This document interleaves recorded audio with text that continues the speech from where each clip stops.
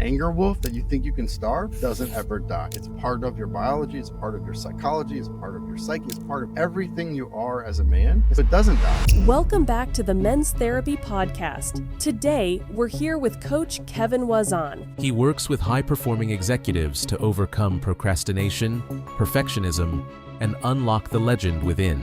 His system is called Live Legend, and he's spoken on 5 different continents, helping men fulfill their potential.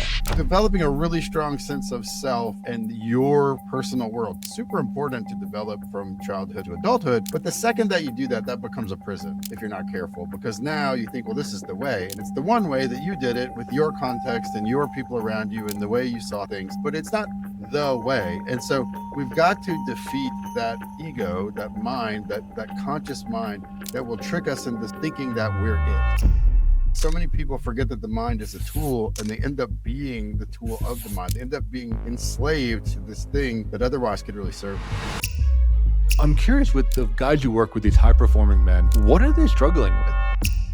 Hello, welcome back to the Men's Therapy Podcast. I'm your host, Marc Azoulay, and I'm here with Coach Kevin Voisin. He works with high-performing men in executive roles, and helping people overcome things like procrastination, perfectionism, and really unlock the legend within. His system is called Live Legend, and he's spoken on 5 different continents all over the world about this type of thing, and really helping guys fulfill their potential.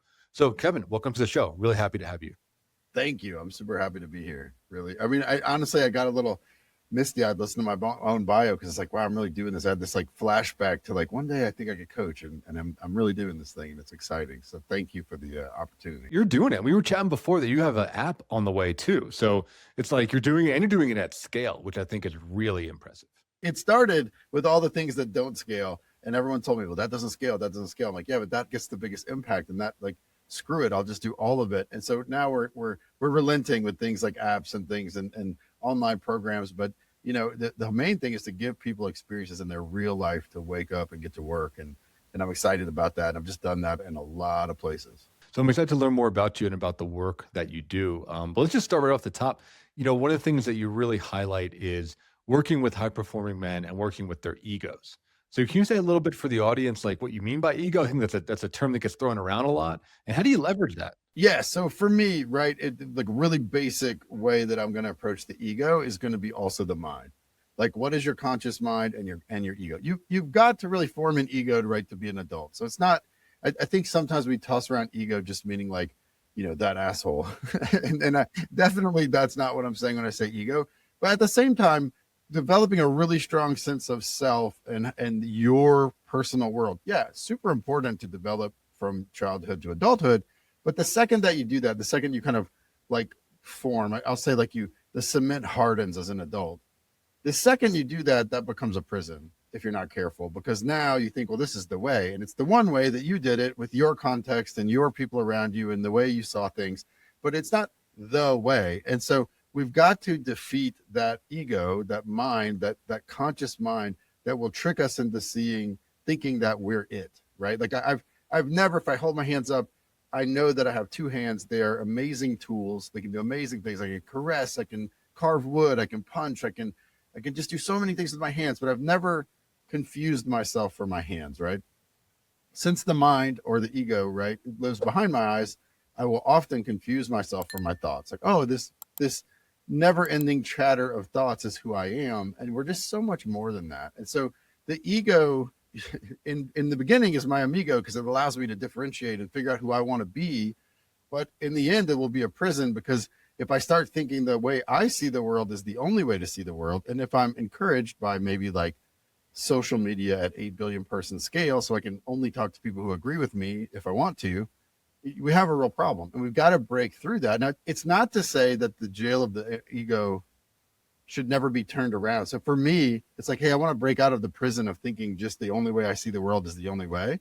But then I want to turn back around and use the mind, like to be the tool that it is, right? Like it is an incredible tool. It is something that's just so unique on the earth. But we forget, I think so many people forget that the mind is a tool, and they end up being the tool of the mind. They end up being enslaved to this thing that otherwise could really serve them. It's very Buddhist of you. I studied Buddhism intensely for like 5 years. So I'm curious if that influenced some of that thought. Because when you're talking about it, I'm like, yes, yes, yes. Like that's it. So I've never been Buddhist. I've never really studied much Buddhism, although it does, but I think it lines up also with biology. Like it's kind of also our biology. Like we have this mind. If you think about it, if I ask someone to like point to their conscious mind, almost everybody, I've done this in big audiences, almost everybody will point to their temple. Oh, here's my mind, right? Like, and it is. I mean, there's your prefrontal cortex right behind the eyes. Totally makes sense. But then if I say, hey, point to your subconscious mind, now we get disagreement, right? Some people point to their heart, some people point to their brainstem, some people point to the same place, some people point to their gut, some people point to their groin. But the true answer biologically is every other cell of you. And probably something else, like, and probably something that, because definitely our thoughts and things kind of get further out than us. So, like, it's all of you, right? And so, if you're going to learn, if you're going to do things, then you've got to have all of you involved. And the ego or the mind is just this one little piece, and it's a powerful piece. I mean, it's awesome, but we really want to break out and get the whole self involved. So I want to ask you about ego formation. I want to start there. A topic that comes up a lot in this podcast are the nice guys, which I'm sure you're familiar with, Robert Glover's work, right? People pleasing in men. And I find that some of the guys that come in through the door, in fact, more and more feels like every year, they don't have an ego. It seems like they haven't really determined who they are, and they're just kind of a chameleon. They're kind of mushy. They don't really have much that they stand behind, right? I can't believe I'm going to tell the story. I'm going to take, okay, I'm going to tell it because it's where we want to go, and I'm just an honest guy, right? So there was this study with cuttlefish. Okay, and cuttlefish are really interesting because there's one biggest cuttlefish in an area, and he herds the females. So the females kind of live in his protection in a space, and then he wards off all of the other males, right? And so this makes this really interesting thing for biologists to study, because it's like, wow, like all the females belong to one man, meaning like all the kids are from one dude, but they all have different moms. So this is a really interesting kind of DNA study. So there's a scientist who decides to study this in the cuttlefish. He's like, let's see what happens when like only one male is creating all the children. But then as he does his DNA test, it turns out lots of males, like, there isn't just one dad, which makes no sense, because I mean, they're watching them, right? And this makes no sense. There's only one male, and yet all this DNA is not. So then he started to pay a little closer attention. And there was, yes, the alpha, like the biggest guys who would fight and try to, play by the traditional rules. And then there was this smaller cuttlefish that was a male. And so normally the males are quite bigger than the females, but there were certain subset that were kind of the same size. And they would change themselves, right? Because they can kind of shape shift and color shift. They would act as if they were female, then get into the herd of females. And turns out those guys reproduced the most, because they were being protected to copulate by the guy who didn't want them in there, right? Now, I don't want to go too far with what I'm saying here, because I'm not trying to say like that's what's happening, but I will say that, and I do think that social media is a part of this, right? Because social media, I think, plays to female biology, female disposition, female psychology much better than it does to male psychology. Like it's a much better place, like much more natural place to be, that community aspect of it.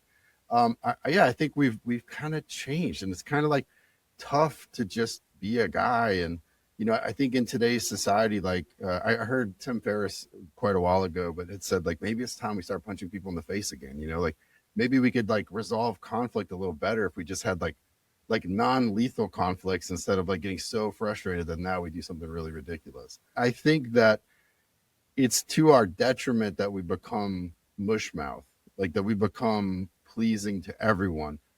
I also think that equally to our detriment is that we can't disagree with someone and be great friends with them. And I think this is a response to that too, because it's like, hey, if me and you disagree, if I think Coke is the best and you think Pepsi is the best, we can't be friends. I'm going to unfriend you. I'm going to pretend like I was never on this podcast, and we can't talk. Now, I don't personally feel this way, but a lot of people do.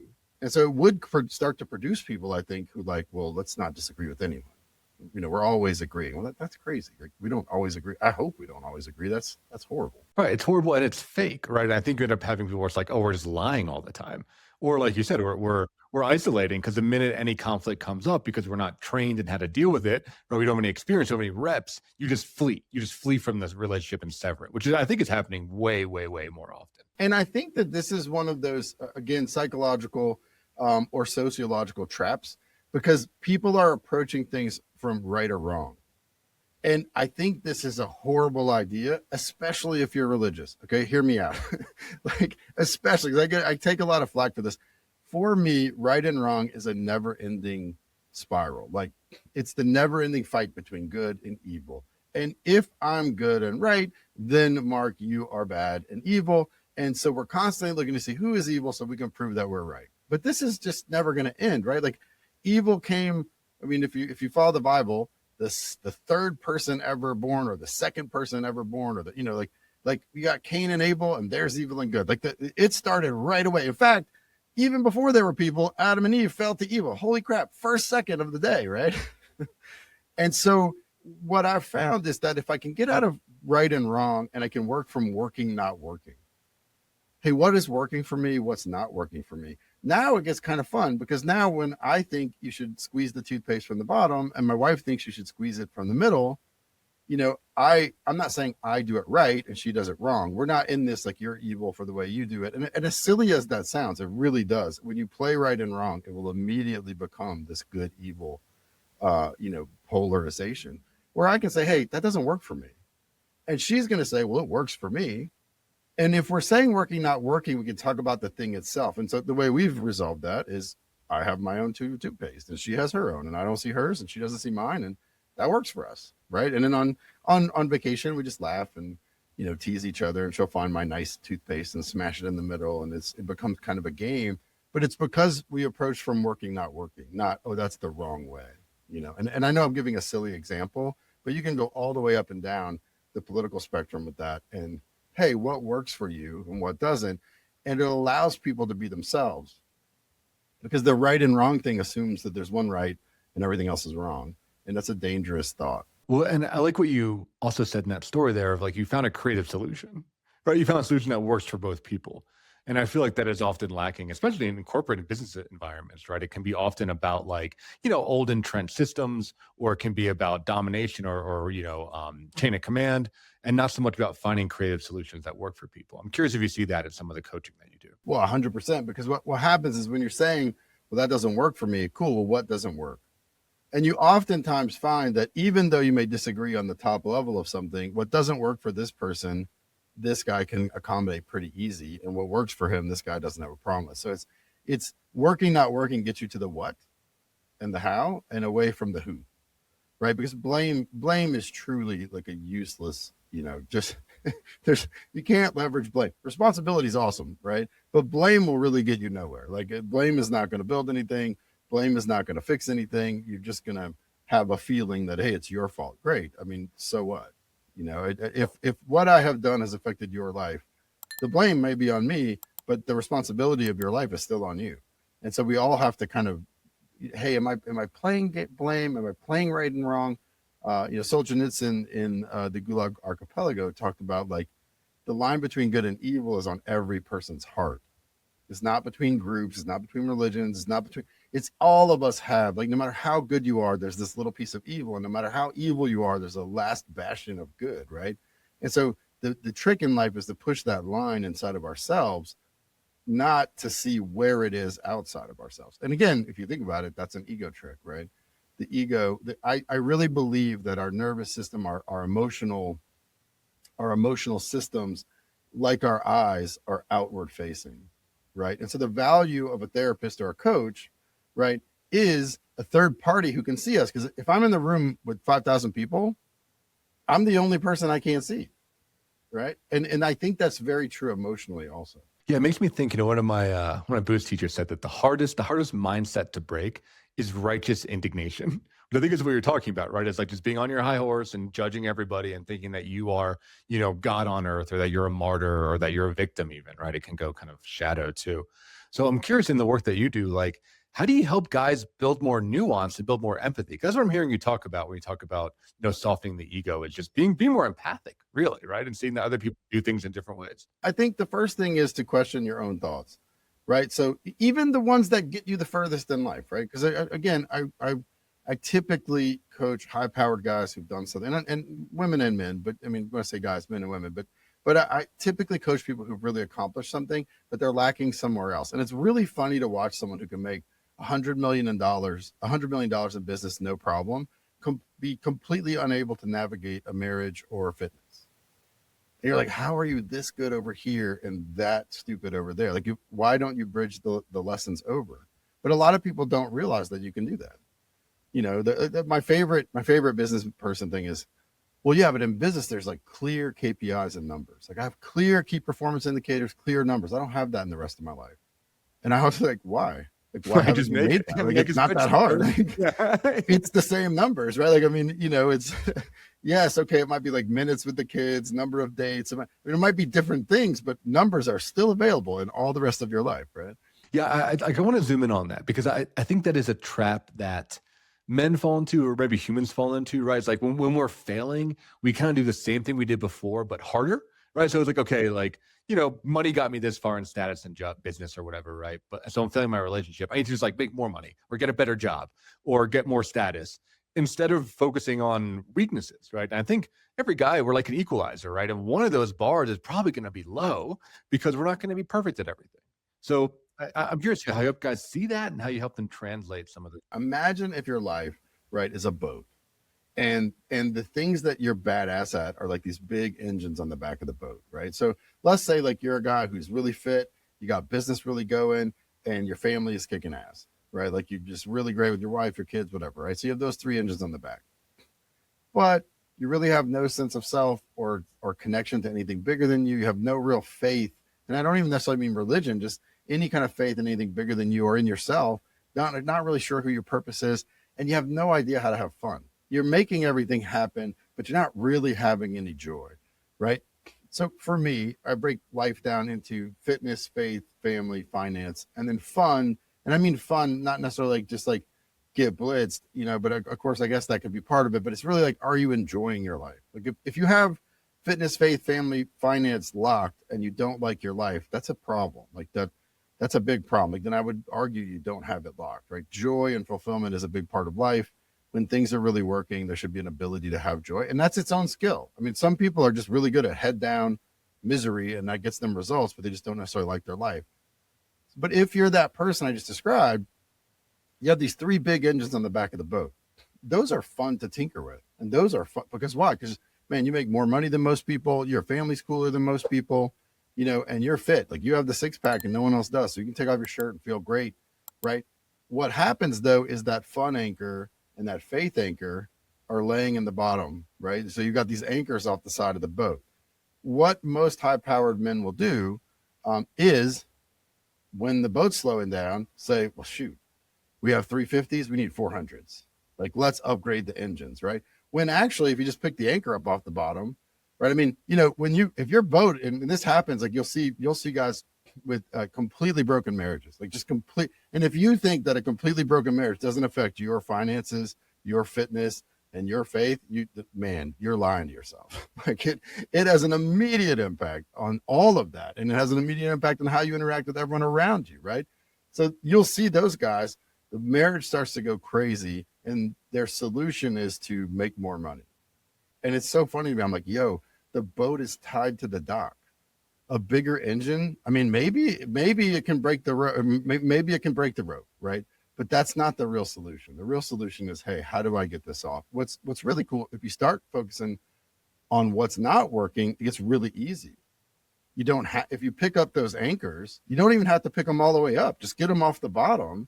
And man, the boat's going twice as fast with even less effort, with less throttle. Can you talk about that process about how you help guys, like understand the anchors, start to pull them up? Because I know for a lot of men, there's a lot of fear and insecurity that comes up, right? Because you're like, oh my God, I'm really bad at this, right? I think as men, we don't like being bad at shit. Here's the fun part. Like you're bad at a lot of things, like a whole lot of things. There's lots of things I'm bad at, right? Like there's a reason you didn't play 30 sports because, you know, you'd be bad at 28 of them.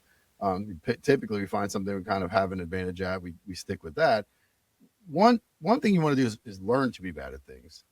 Be okay with, like, there was a time that you couldn't walk. There was a time that you couldn't wipe your ass. Like there was a time you just scrapped yourself all the time. You couldn't do it. You hadn't mastered your bowels, right? We figured that out pretty early, and then we just pretend like that never happened. But hey, if I could figure that out, then I can figure out just about anything else, right? And that is the same process. Like, it is really truly a trial and error process. That's how we learn anything. So addressing what's negative, it just becomes so important. The first thing to do, though, is identify which of the 5 are your anchors and which of the 5 are your engines, right? We, in the app that we're releasing, one of the things we have is like an assessment, right? But I hate assessments. And so bear with me. We have an assessment, and I hate assessments. Here's what I hate about assessments. At the end of every assessment, I feel like someone's trying to sell me insurance, because they're going to tell me how I should be, or, you know what I mean? Like, you're going to ask. So the way our assessment works is we ask you 10 questions in fitness, 10 questions in faith, 10 questions in family, finance, and in fun. We ask you, but guess what? You say, is that working or not working for you?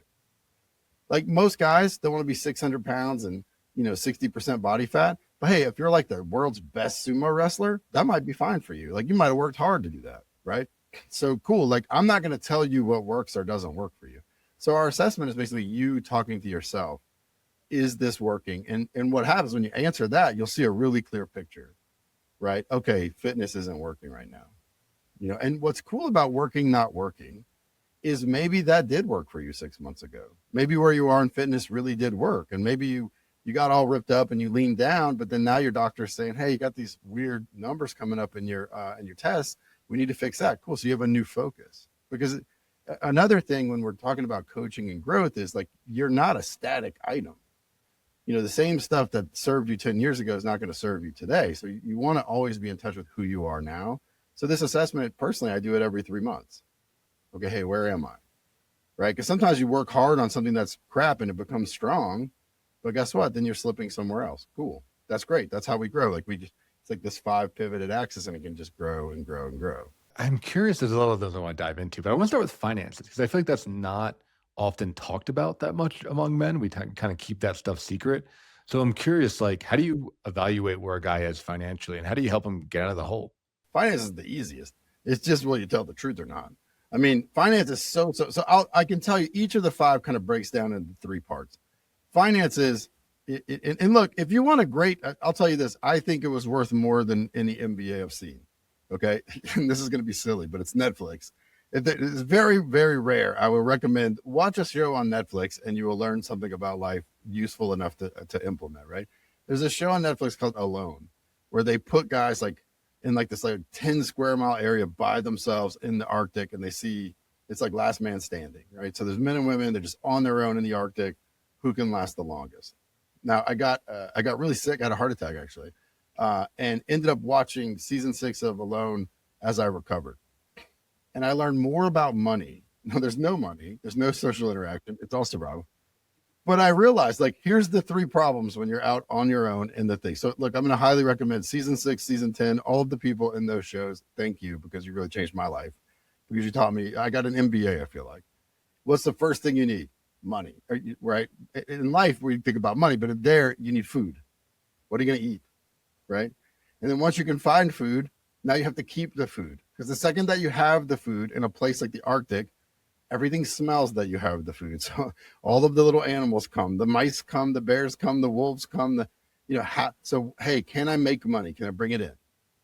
Can I keep money? Meaning, do I use it? Does it go out in a reasonable pace? And then the third thing is, once you can make food and you can keep it, can you do it again? Because of course, you run out every day or every week. So that's finance. It's not different. What am I bringing in? What does it cost me to live? What's going out? And then how do I continue to do that? And then hopefully continue to do that in a way that either costs go down or the top side goes way up. I think a lot of people too, and I'll take some flack for this, but it's okay. You cannot budget yourself to prosperity, because producers spend more than consumers. And so you can't win the game budgeting. Now, once you're making great money, budgeting can help you maximize and keep that money. Super important. But I see a lot of people, If you're making 35,000 a year, you're not going to budget yourself to $100,000 a year lifestyle. It's just not possible. You've got to learn to earn. And then once you're earning, okay, now budget to maximize that. That 100K can last a lot longer with a budget than not, but you can't budget your way to prosperity. It takes like increasing the input, right? And the income. Yeah. Taking a risk at work or starting a company or doing something there. You have to spend more, right? Like I once said the cliche of, we all have the same 24 hours in front of one of my billionaire clients. And he said, I don't have the same 24 hours as you. And I'm like, what do you mean? He's like, well, I have 980 employees. So I'm 24 hours times 980. He's like, that's a little different than your 24 hours, right? And I had never thought of it that way. He's like, hey, I'm buying a ton of other hours. So my 24 hours is the work of 900 people. What does that cost them? A ton, because those people were very well paid, right? And I think most people are like, well, in order to make 100,000 or 200,000 or $1 million, I have to do this and then that. But no, what if it's someone else? Well, now you got to pay a lot more because you got to pay their salary. But now you're not doing it, and now things get really interesting. So producers spend far more than consumers, but they also make even more, right? If you do it right, if you're able to clear your profits and all of that. But I think people trip up in that. A lot of times you got to spend more. I remember, so I was divorced. My kids lived hours away.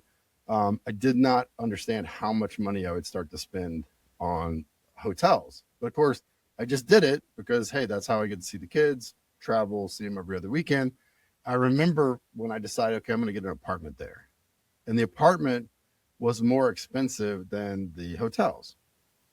I was super nervous about this, man. Am I going to waste money? I had that kind of budget mindset of like, well, I just need to do it for the lowest amount possible. Well, I get the apartment and I talked to the apartment guys. I'm like, thinking about, I'm only here a certain amount of time. Can I Airbnb this out? We come to an agreement how to make that happen. What are the laws? I end up spending, right? So I was spending $2,000 a month, in hotels. I end up spending $3,000 a month in Airbnb and all of the, all the different power and everything in rent. But then Airbnbing it out, I actually made money. So I turned $2,000 of expenses into like $500 extra every month. So I got paid to have the place instead of paying someone else. And so that's like a $2,500 swing a month, but I had to be willing to poke out that rent, right? And I was so scared to do that. But again, producers make a lot more than consumers. Capitalism's awesome. I'm not sure consumerism is awesome. I like when we decoupled earning from the family in the Industrial Revolution. Like we kind of made this deal of like, hey, Dad, come off the farm and we'll take care of you. I'm not going to say it never worked. It's worked at times. But I think when the family is the unit of production, things work a lot better in a capitalist society. For sure. And it lets you be creative, right? And it lets you take risks and it lets you actually have upward mobility, which I think a lot of systems really don't, right? That you really get locked into a certain class and lifestyle. And it's very, very hard to do anything. So I'm most curious about faith, right? Because again, I think that's something that, was buried for a while, but is now kind of coming back. So I'm curious, how you define that and how you help guys find that meaning. For me, faith has three basic parts. One's really predictable. The other two, a little less so. And faith is not necessarily religion. I mean, religion is baked in there. It can be if you're religious and that works for you, great. But the first thing for faith is the belief in what's bigger than us. Now, I call that God, like for me, right? But that could be the universe, that could be math, that could be randomness. I don't care what you think it is, but look around. There's something bigger than you, and there's a whole lot of shit and dimensions of life that you will never understand. Right. And so do you have a faith in whatever that it is that you believe? Viktor Frankl created a practical definition of God. Right. And his practical definition, which I think he thought of this when he was like 16, to be this smart at 16, is that when you're alone in the dark and you have a true thought, that thought is directed at God. And if you're atheist, that's you, a first person. If you're a believer, that's a third person. And that's really the only difference. So hey, really interesting definition. So faith in what is greater than us, in God, in the universe, whatever you believe in. Next would be faith in yourself. How much confidence do you have in yourself, either as a child of God or as just an independent agent of, biology? I don't care. Right. And then the third thing is, what do you perceive as your purpose? So we have faith in God, we have faith in ourselves. And then, hey, what is my purpose? What am I here to do? There's 8 billion people. There's 8 billion people who can be the best in the world at something, right? We all have some unique advantage. And are you in touch with that? Are you living in that? Have your purpose and who you are started to become one thing? So I want to ask you kind of a case study that's based off of that, because I imagine you work with this type of client. I do too. But you have the guy who's, very successful, that has developed a lot of it's called like momentum in his life, right? He's like lives in a big house, he's got the car loans, he's got kids going to expensive schools, right? He's like has his lifestyle, but he feels really dead inside. Maybe this plays into the fun pillar as well.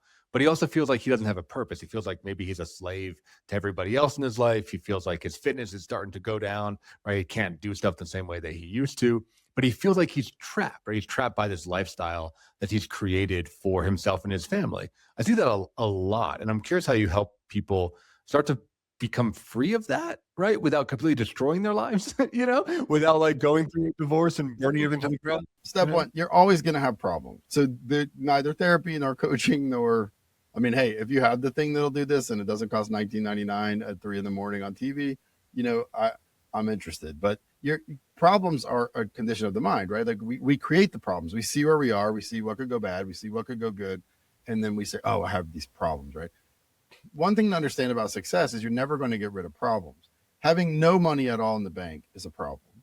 Having $10 million in the bank is a problem. It's a different problem, but it's a problem. Now, I would rather have the $10 million problem, although that means I'm probably going to get sued. It means if my car backs over someone's mailbox, they're going to sue me in a different way than if I was the penniless guy who has nothing. They might just ask me to fix it, right? So you're always going to have problems. A lot of people, I think, live in this myth of, well, when I have success, everything's going to be great. And they don't realize that success begets like responsibility, and that responsibility now has to be fulfilled. Like when we have success, when we get some kind of great success, well, then a new responsibility comes with that. If you come into the NFL as a quarterback and you've never played, there might be some expectations, but you're really nobody. If you're the guy who won the Super Bowl last year and you walk into a game against the worst team in the league, there's a different expectation, there's a different pressure, right? Now, of course, all of us would rather be the guy who won the Super Bowl, but that is its own problem. I think a lot of people have the myth that problems will disappear. In life, don't try to eliminate problems, try to create the problems you want. Because a lot of people are running around and saying, well, I don't have enough money, I need to solve that problem.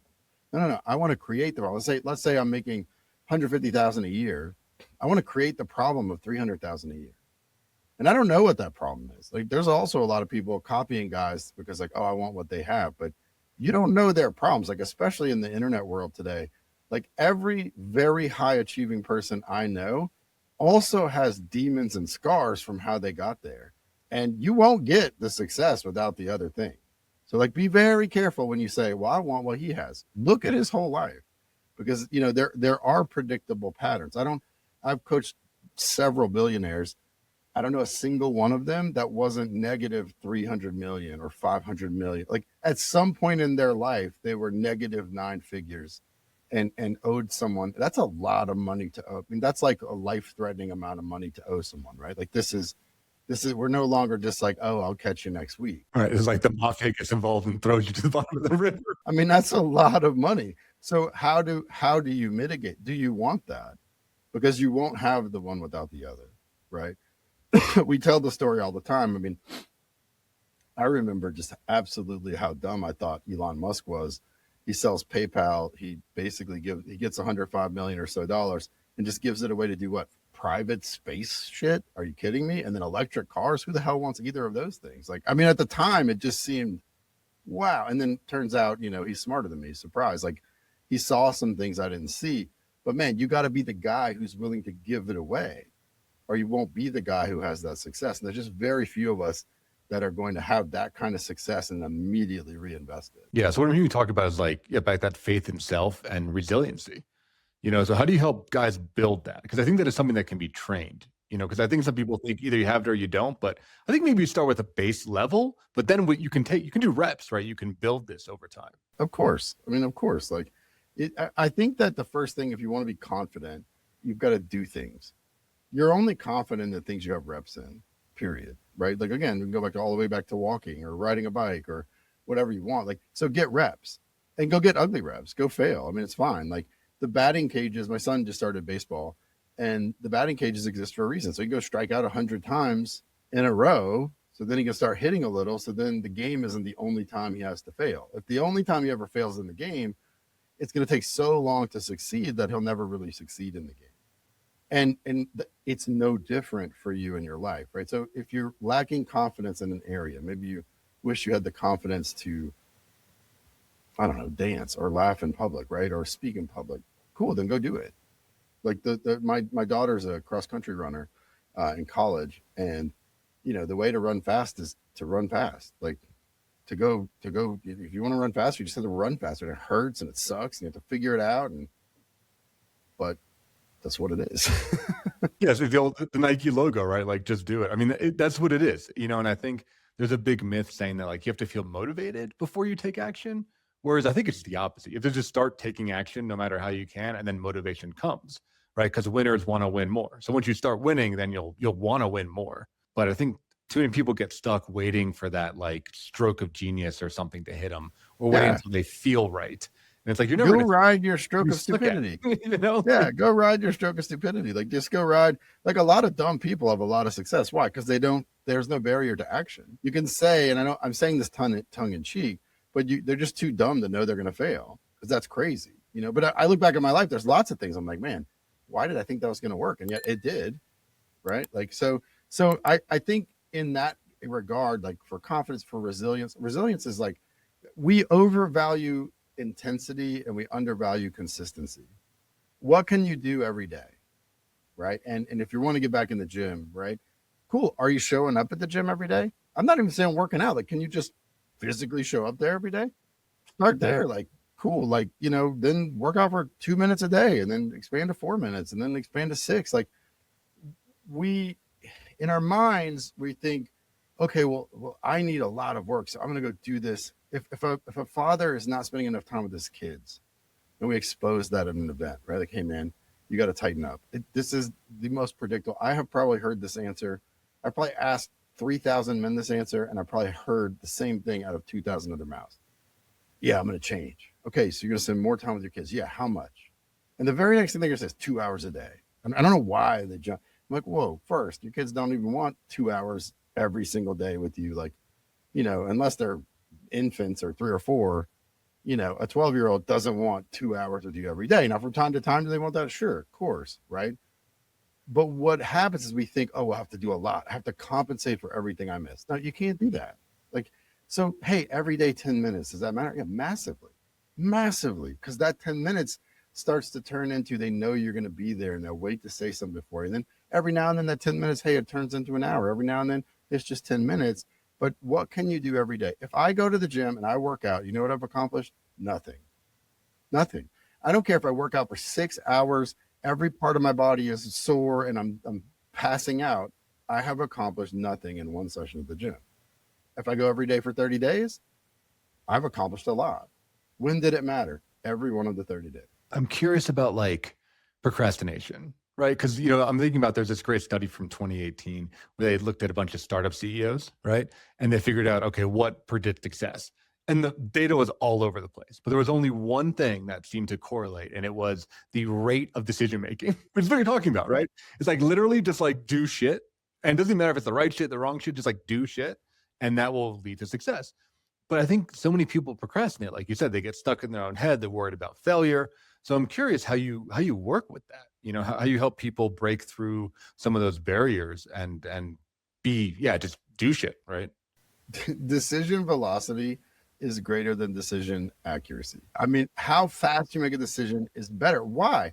Because we tend to make decisions and we have this thought, and this is ego. We started talking about ego. This is straight up ego. We think that, we have to be right, because what is your mind's basic job? Your mind's basic job is to keep you alive and to talk to other minds. That's it. Like, it has a really simple, and the reason it talks to other minds is to keep you alive. So its basic job is keep this guy alive, right? And so it's a survival tool. Now we're trying to use a survival tool to thrive, but you can do that, but you got to realize you're using it for not an intended purpose. Right. And so, I mean, it's just so interesting to me that we get hung up on this stuff, because we start to think that, hey, if I'm not right, everything stops. Why? Because if your brain is not right, you might die. If it misdiagnoses whether there's a bear in a cave, you're dead. If it misdiagnoses how high this jump is, you're dead. And so your brain does pretty good at protecting you, but you start believing all your thoughts and you start thinking weird stuff. And so then now I'm scared to make a decision because I start to think that every decision I make is life and death, that every decision I make is the last decision I make. And so if that's true, like, trust me, there's only one last decision you're ever going to make. And nobody knows when that is, not even you. And if you're a believer, God says you won't ever know. Like, I mean, if you're someone who's like, I just believe in God, perfect. He's not telling. And in pretty much every book of scripture, there it is. He's not telling. So you're not going to know. So if it's not your last decision, every decision, right, is the faster you make it, the better. Why? Because the faster you find out it was the wrong decision. And then you can do what? Make another decision. This happens to me all the time because I am a very quick start. Like okay, I'm doing this. Okay, I'm doing that. Right. And I decided to go and visit my team in the Philippines, bought the ticket. Right. And then the next day found out, oh man, my daughter just announced she's moving to Australia. And I'm not going to be there for her last moments in America. Like, oh crap, that's not. Hey, do you want to come to the Philippines? Like, it's on the way. Like, if I buy your ticket to the Philippines, it's a lot cheaper for you to get to Australia from the Philippines, right? Like, why don't we do that? Next decision. Oh, cool. Now, not only am I not missing something, I'm having this amazing experience with her for a week that I wouldn't have had, right? And then next decision. Like, stop thinking that the decisions you make are the last decisions you're ever going to make. That's silly. Just make a new decision. Cool. Like, what if I decide the wrong thing? Awesome. You'll do the same thing you just did. You'll make a decision. And just keep moving and moving and moving, right? And like I said, you're getting those reps in of learning from your mistakes, and I think that's important, right? Is that like taking in, integrating lessons and actually being able to do, an after action report and get back better, stronger every time, right? Rather than just like denying it and being like, well, that was dumb or I was stupid, like having kind of a vague answer. You need to have an actual like diagnosis of what happened so that you can do better next time. I spanked what I would consider spanked my kids twice in my life. Okay, twice. Oldest daughter, just out of control crazy, swatted her and saw the little red handprint on her thigh. And I was like, I am never doing that again. Wow. Like, it was immediate feedback of like, okay, I'm out of line. Never again. And I just said I did it twice there, right? Last son, been 10 years since I'd had a toddler. And it happened, man, it's almost like the same spot, the same moment it happened. And I was like, oh. I said, I'd never do that again. I'm never doing that again. Right. I made a decision that the physical, now what I learned with the second one, with my oldest daughter, I just tried all sorts of other mental gymnastics. What I learned with my youngest son, which was, this is funny. I watched a dog training show and he's like, look, it's not about hurting the dog. It's about turning his body, right? If his body just moves. So, thanks, Dog Whisperer, because it works really good with young men too, is I just started pushing him on the shoulder really lightly. But if I could just turn him 45 degrees at the shoulder, that was better than any spank I've ever heard of. And my dad, used to spank the hell out of us. But I was like, hey, I made the decision that this was the thing that needed to happen. And immediately realized, nope, that wasn't the thing to happen. Now he's 11 years old. It's never happened again, right? Why? Because I just made the next decision. And that changed everything for the positive. And that's when I said, well, I wonder if it's not really about inflicting pain. Maybe it's just about changing physical state. And I'll now just put my thumb on his shoulder and I'll just push. So he just does this. And it's like a complete reset. And just softly. I'm not like, it's nothing aggressive. I'm not yelling. It's just, shh, hey man. And then he just resets. And so, but how did I get there? Through failure, through making a bad decision, Yeah. And integrating the feedback, right. And acknowledging like, yeah, that's a dumb decision, but like, let's keep moving and figure out what works. I want to ask you, because you said you work with like billionaires, right? You were talking about, upgrading. I work from 10,000 days to billionaires. I'm just saying I have worked with them and people would be surprised how many of them were suicidal or how many of them have huge problems and problems they can't even imagine. I've never had to think about how do I keep $1 billion. Well, and that's what I was going to ask you about, right? You talked about, like you said, upgrading the quality of your problems, which I agree with, right? You can't get rid of them, but you can upgrade them, right? So I'm curious, with the guys you work with, these high performing men, like what are they struggling with? And I want, the listeners to tune in to be like, hey, maybe you see yourself in the mirror here, because we don't often talk about what's going on underneath the surface. Brace yourself for the most ordinary list of things you'll ever hear, but just said in an epic fashion by someone who's accomplished a lot, right? They struggle with anxiety, they struggle with depression, they struggle with imposter syndrome. How did I do this? A lot of guys, right? They make that 10 million or that million in the bank, and then they're just 100% sure it's going to just disappear because they didn't deserve it, right? And they struggle with I'm not enough or worthiness. They're just struggling with it after the fact because now they have the money and everyone wants it, right? Like now, like they have it and everyone wants it because the game changes, right? When you don't have money, it's easy, no one's coming after you. When you have a lot of money, everyone wants you to invest, everyone wants to borrow, everyone wants to steal, or you start to have these different problems. Again, cannot recommend Alone season 6 or 10 in particular enough because it just made me realize, wow, this is not an evil human thing. Because as soon as this guy has a ton of salmon, guess what comes? The wolves. They're not evil. They just want to eat. Yeah, this is just like you want the resources, right? Like you want to survive. I'll tell you, the other thing that people will struggle with is perfectionism. So I'll talk primarily about two: is perfect and being enough, right? Perfection is a lie, but excellence is achievable. Perfection is not real. And I'm going to switch over to navigation. Okay. The horizon is not real. Okay. There is no horizon place. You can never touch the horizon. The horizon is where the air meets the land or the water in your mind. Your mind creates that line. Where does the air touch land or water? Everywhere. Like literally everywhere. There is no one spot where it touches. Your mind imagines that line to help you to orient and navigate. And it's super useful. It's so useful that even on airplanes, when clouds fall, there's a mechanical horizon, because without that, the pilot will get inverted and actually crash in the ground and not even know what he's doing. Okay, so super important. Perfection, same thing. It's a navigation tool. Super important and not real. If you walked around the whole globe, I mean, you can't do that, but if you could, you would never touch the horizon. The closer you get to perfection, it sneaks away because you have now increased in mastery. So just when what was perfect for me in college was $10 in the bank. Perfect. That's like a lot of Taco Bell. I can go on like 3 dates for that. Like this is back when Taco Bell was like 25, 35, sometimes 15 cents for a taco. I can go out with a girl like 3 times on $10. That's perfect. I'm happy. I have $10. I have a healthy body, and I have a beautiful girl at Taco Bell. Like, it's even funny to me to think that I ever had the thought that Taco Bell is the place to bring someone, but but that was perfect. But today that's not perfect anymore. Today I have a higher standard, and that's what happens. And so when you find yourself in falling into perfect, no, accept imperfection, be powerfully imperfect. Am I executing? Am I making things? What have I gotten to what I used to think was perfect? Like, have I transcended $10 in the account and 3 dates at Taco Bell, right? Have I seen, okay, yeah, I have done that. Great. And I think that's really, really important. It's like perfect is navigation, and it's a construct of the mind. It's not a real thing.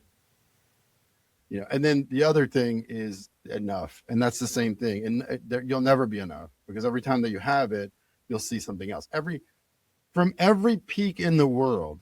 So what happens usually when guys, and this is a huge thing for successful individuals, they hit a peak and it's just so epic.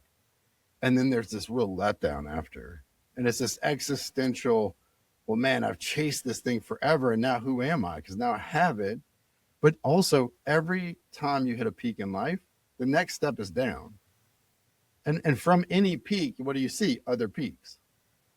Right. And there are too many peaks. Like, we don't have enough life to hit all the peaks. Right. So there is this natural, like, well, I hit this. Now I have to go down back to the valley. So between two peaks is a valley, but that's not a bad thing. The valley is where the neighborhood is. That's where the water is. That's where the food is. Like, nobody can live at the peak. It's amazing to experience the peak, but to think that we have to stay at the peak all the time is kind of silly. Unless you want to be like that hermit monk, that just kind of somehow sits up there. That's not the life that I want. And I think that most people, because we're watching 8 billion people's other peaks, we didn't used to see that. We used to see 150, 200, 300 people in our town's peaks. And so you notice, like, oh, everybody has ups and downs. Right now, I'm just seeing this giant highlight reel. And it's like, well, everyone else is always awesome. which isn't true, but it just tends to be what we see. And so then when we get to a peak and we have to get back to the valley, we get depressed. But you're making that up in your mind. Nothing's ever going to be enough if you don't decide it's enough. Yeah, I think that's really well said.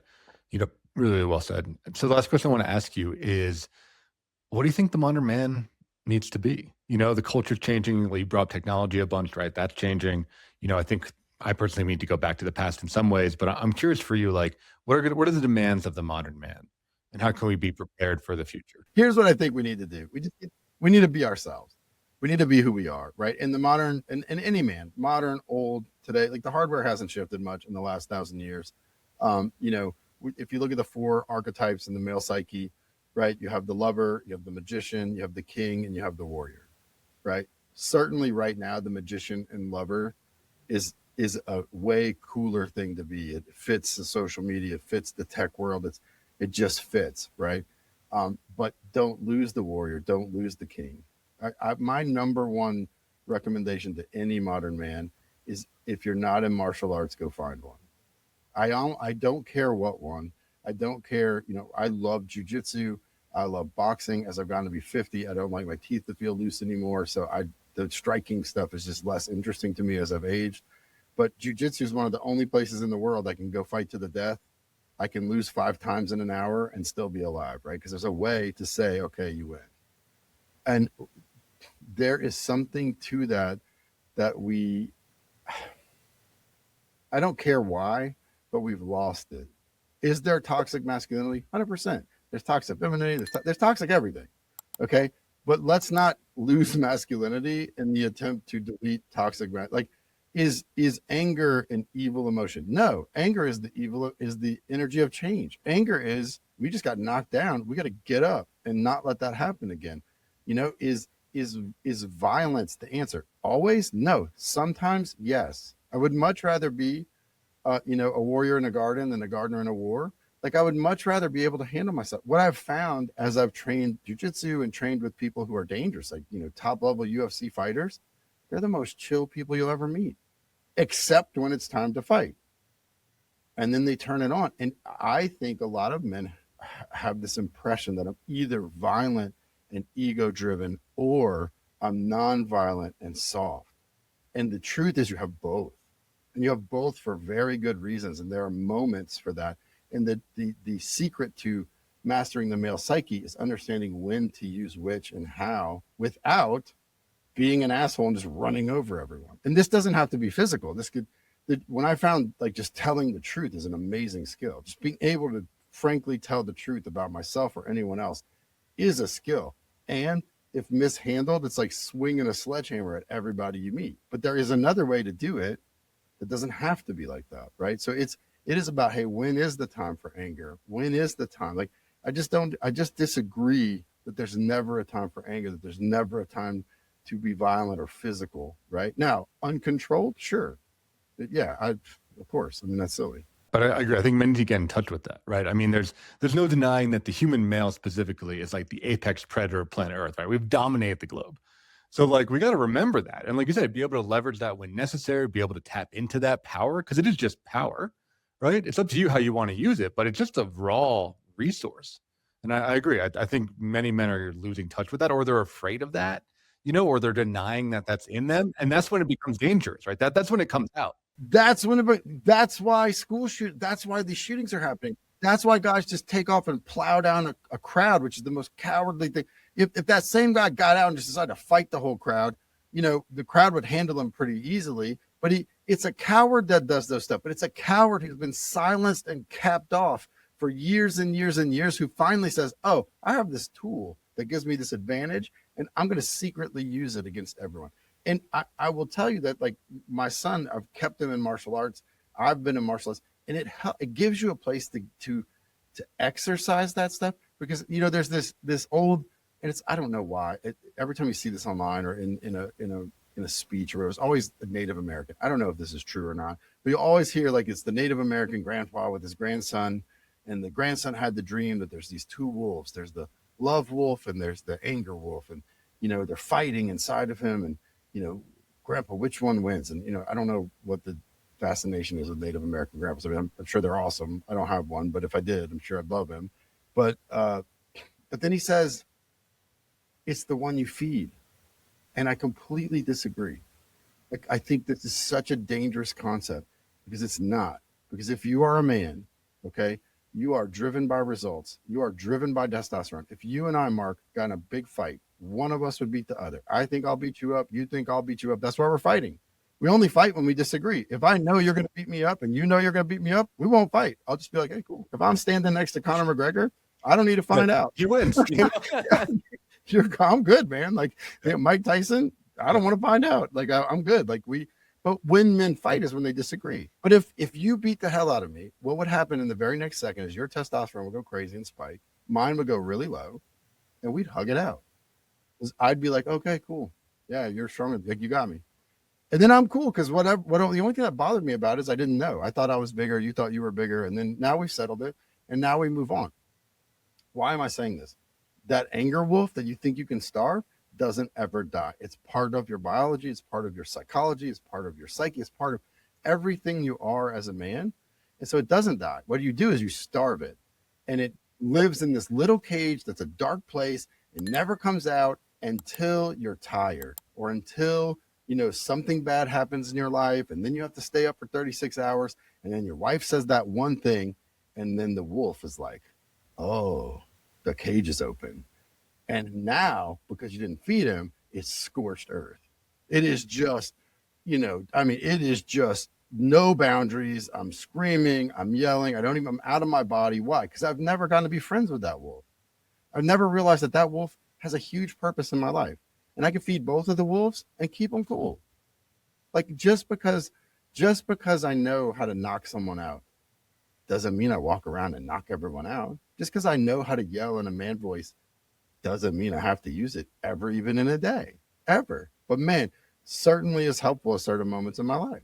Certainly has helped me to guide and protect my children, right? And so, like, don't lose touch with that. It's not this one's good, this one's bad. It's like a steering wheel. I'm like, hey, sometimes we have to use this and sometimes we have to use that. And that's what it is. That's life. I wish we lived in a world where we could just be nice and soft and cute all the time. Look around. That has never in the history of the world been the world we live. It never has happened. It never will happen. I wish that it was, but it's not who we are. I think it's a powerful statement to end the show on, man. That was awesome. I love that. So if people want to learn more about you, if they want to follow you online, where should they go look? Yeah, you can find me on just about all the socials at It's Coach Kevin. And then my website at is coachkevin.com. Awesome. Very easy. Yeah. And listeners will have all that in the show notes. So go ahead and check that out. That'll be in the description of the show. Thank you so much for tuning in. Kevin, thank you so much for coming on the show. Thank you. I'm happy to be here, and I'm happy to serve the powerful men of the world who also understand that means transcending who we are again and again and again and again and again and again. Hell yeah. And listeners, thank you so much for tuning in. As you know, Men's Therapy Podcast is part of Men's Therapy Online. Everything we have is at menstherapy.online. There's so many of these episodes. There's tons of blogs. We have a free online course, and we have a free Slack community that we're building up over this year. We're about 350 guys right now. We're trying to get to about 1,000 by the end of the year. So go ahead and join that. Totally free way to connect with other guys that are doing the work, that want to be better and want to make the world a better place. So check us out. We're at menstherapy.online.